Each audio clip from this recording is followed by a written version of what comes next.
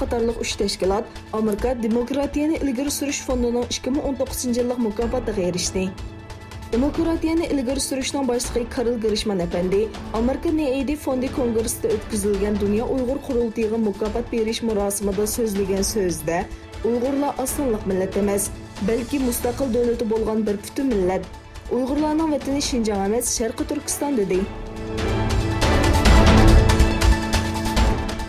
Milyonlagan Hong Kong aholisi 9-iyun ko'chalarga chiqib, jinoyatchilarni Xitoyga qaytarib berishga qarshi namoyish o'tkazdi.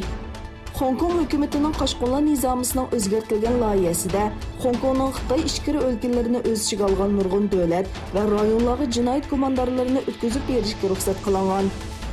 Namoyishni uyushtiruvchilarning bildirishicha, namoyishga qatnashganlar soni 1 milliondan oshgan bo'lib, Hong Kong Xitoyga qaytarib berilgandan buyon yangi rekord yaratildi. Namoyish kuni dunyo miqyosida New York, San Francisco, Vancouver, Toronto va Sydney qatorliq 29 shaharda Hong Kongdagi namoyishni qo'llash faoliyatlari o'tkazildi. Bu namoyishni uyushtirgan fuqarolar huquqi oldingi safar namoyishga qatnashganlar sonining 1 milliondan oshganligini bildirdi.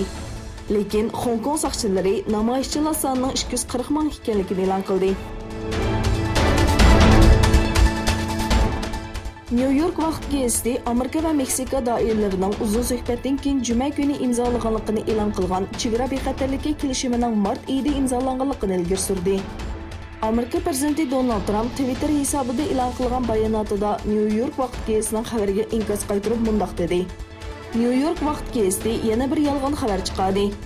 Biz chegara bexatarligi bilan munosabatli qadamlarning etilishi uchun uzundan buyon tirishchilik ko'rsatdik.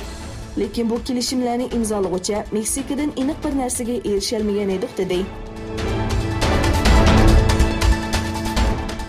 Qozog'istonda 9-iyun o'tkazilgan prezident saylovining bilet sanash xizmati boshlandi. Ishki organning al-Rai tekshirish natijasiga asoslanganda, Qozog'istonning navbatdagi muvaqqat prezidenti To'qayev 70.13% ovozga erishib, saylovda g'alaba qildi.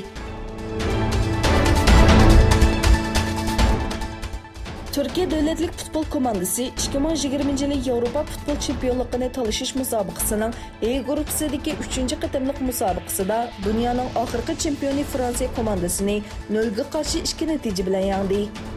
Cumhur raisi Recep Tayyip Erdoğan Fransiya komandasini 0-ga qarshi 2 natija bilan yengan Turkiya davlatlik futbol komandasini tabrikladi.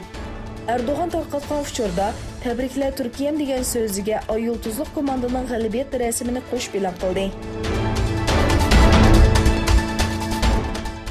Armaniston-Ozarbayjon chegarasida yuz bergan to'qnashuvda Ozarbayjon armiyasidan bir askar shahid bo'ldi.